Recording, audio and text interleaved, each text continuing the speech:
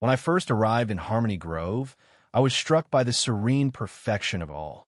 The lawns were emerald carpets, mowed to an exacting standard, stretching across gently winding streets. Houses stood in neat rows, their pastel facades gleaming under the sun, each one tucked into its own cul-de-sac like a child's toy VY lodge. At the entrance, a grand oak sign welcomed newcomers with the words, Harmony Grove, a haven of peace, framed by rose bushes blooming in precise patterns of red and gold. It was the kind of place you'd see on a postcard, a suburban Eden promising tranquility for retirees or young families alike. My husband, Daniel, and I had left behind the chaos of a coastal metropolis, its honking traffic, looming steel towers, and the constant hum that gnawed at our sanity. We craved stillness, a place where I could retreat into my work without distraction. I'm an ornithologist, not just a casual bird watcher, but a woman who spent 30 years chasing winged wonders across continents, mapping migrations in the Amazon, studying rare seabirds off the Arctic coast, and advocating for habitat preservation on stages from London to Jakarta. My books line library shelves, my research fills journals, and my voice has narrated documentaries that flicker across screens worldwide. Yet in Harmony Grove, I intended to be in VY Cybele, just another newcomer sipping coffee on her porch, listening for the faint trill of a sparrow at dawn. Our new home was a charming two-story affair with sage green siding and a wraparound porch, the kind of place that begged for rocking chairs and quiet evenings. We'd barely unpacked when the doorbell chimed a soft, polite sound that cut through the rustle of cardboard boxes. Standing there was a woman in her late 40s, her auburn hair sculpted into a flawless bob that shimmered in the afternoon light. She wore a crisp lavender blouse, beige slacks, and a name tag pinned to her chest. Margaret Voss, Vice President, Harmony Grove HOA. In her arms, she cradled a binder so thick it could have doubled as a doorstop. "Good afternoon," she said, her voice syrupy yet edged with steel. "I'm Margaret, though some folks call me Maggie only when they're feeling cheeky." She flashed a smile that stopped short of her hazel eyes. "I'm here to welcome you on behalf of the Homeowners Association." I returned the smile, introducing myself as Clara and Daniel as my husband.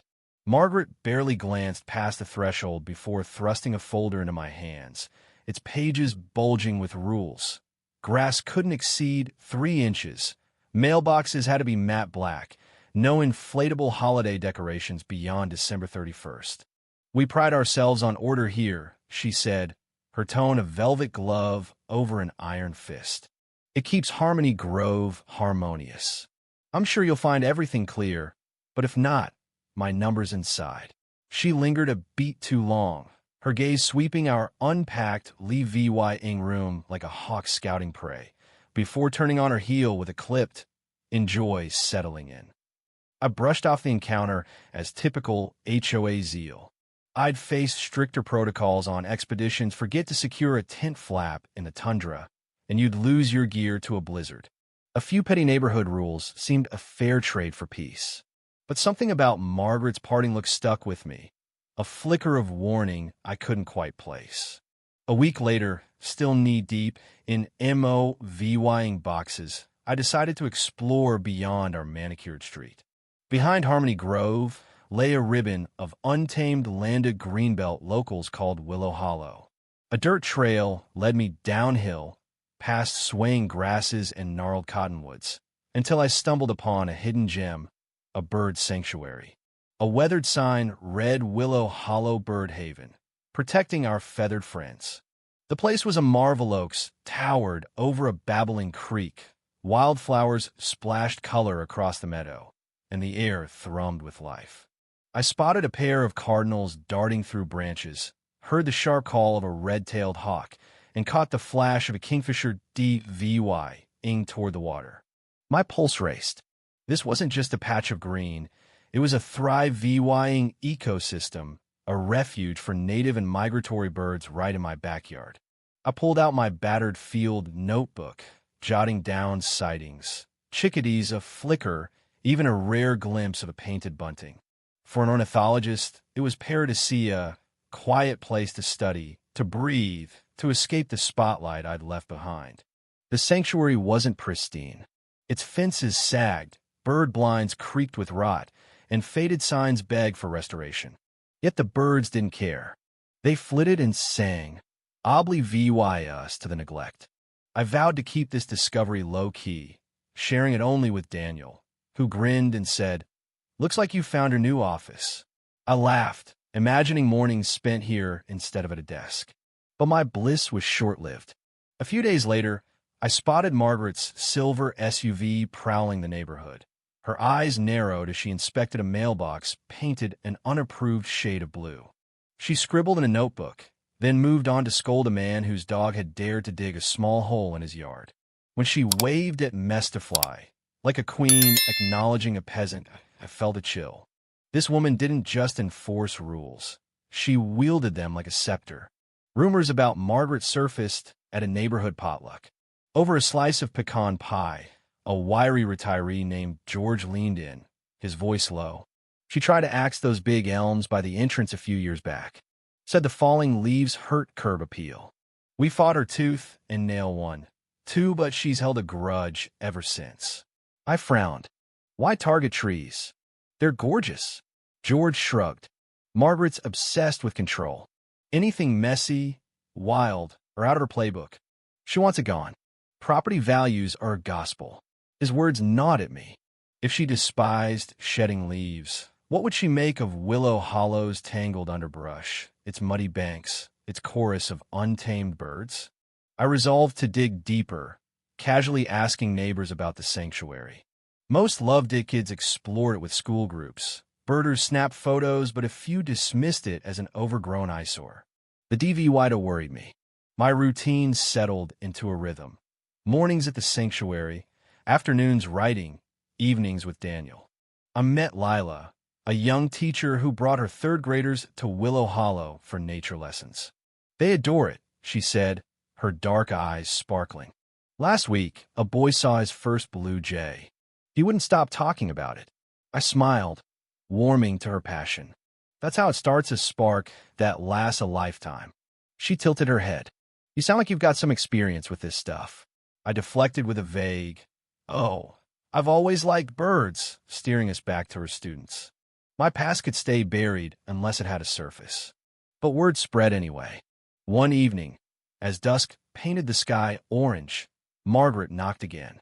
No binder this time, just a stack of papers and a smile sharp enough to cut glass. "Clara," she began, "I hear you're into birds. A researcher, even." Her tone dripped with suspicion, as if I confessed to smuggling contraband. I kept it light. Just a hobby. I enjoy watching them. She pursed her lips. "Well, hobbies are fine, but we can't have flocks disrupting the peace or droppings ruining lawns. Our rules prohibit feeding wildlife on private property. Overpopulation's a real concern." I bit back a retort about natural ecosystems predating her HOA. "I'm not feeding anything, Margaret. The birds manage fine on their own." She nodded curtly and left, but her words lingered like a storm cloud. Weeks later, whispers circulated. Margaret was pushing an enhancement project for Harmony Grove's outskirts. At the next HOA meeting, held in the clubhouse's fluorescent glow, she unveiled her plan, a survey to beautify peripheral areas, including Willow Hollow. Her pitch was polished. Boost property values, tame neglected spaces, deter pests. When I asked if the sanctuary was included, she beamed. "Naturally. We'll assess its potential safety, upkeep costs, benefits to residents. We want what's best for everyone." Her vagueness set my nerves on edge.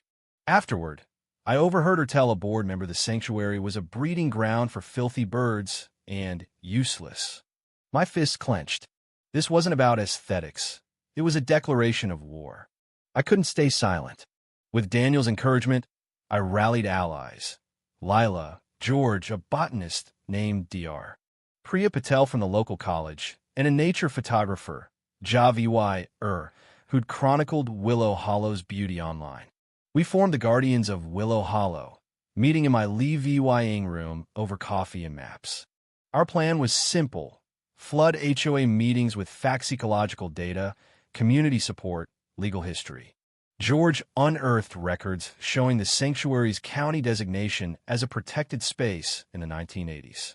Priya compiled studies on its biodiversity over 50 bird species, plus bats, frogs, and rare plants. Lila drafted a petition backed by parents and teachers. We prove Willow Hollow wasn't disposable. Margaret fought back hard.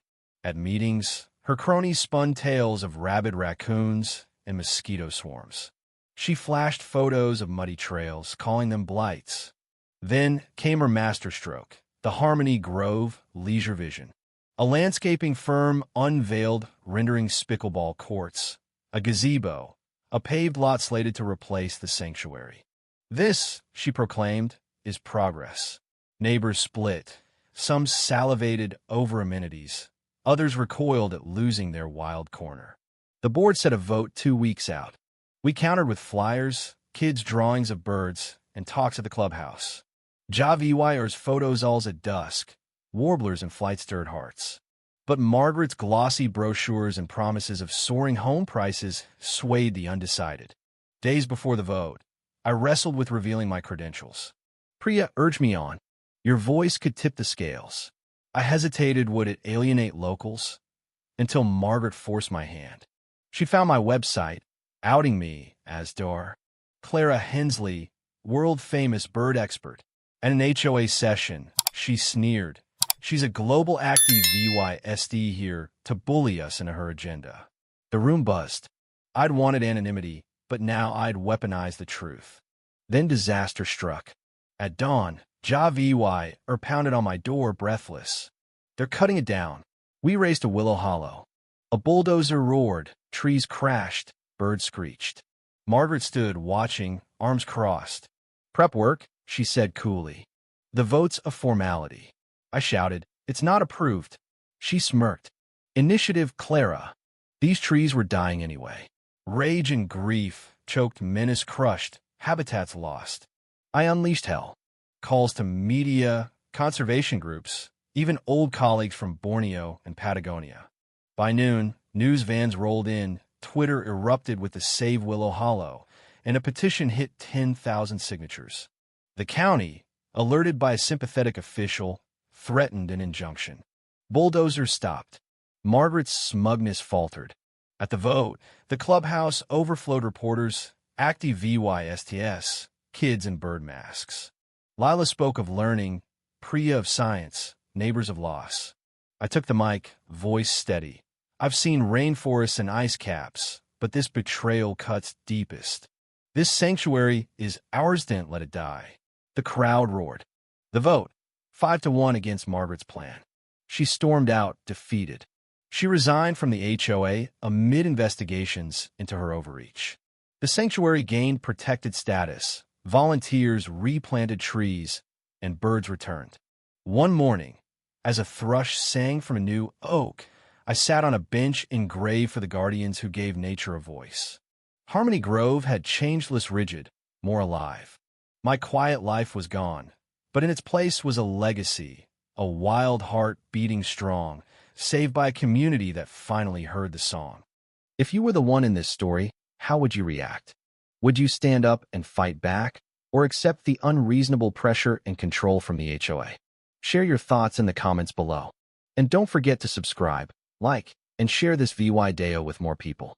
Your small action gives us the motivation to keep bringing you more intense and engaging stories.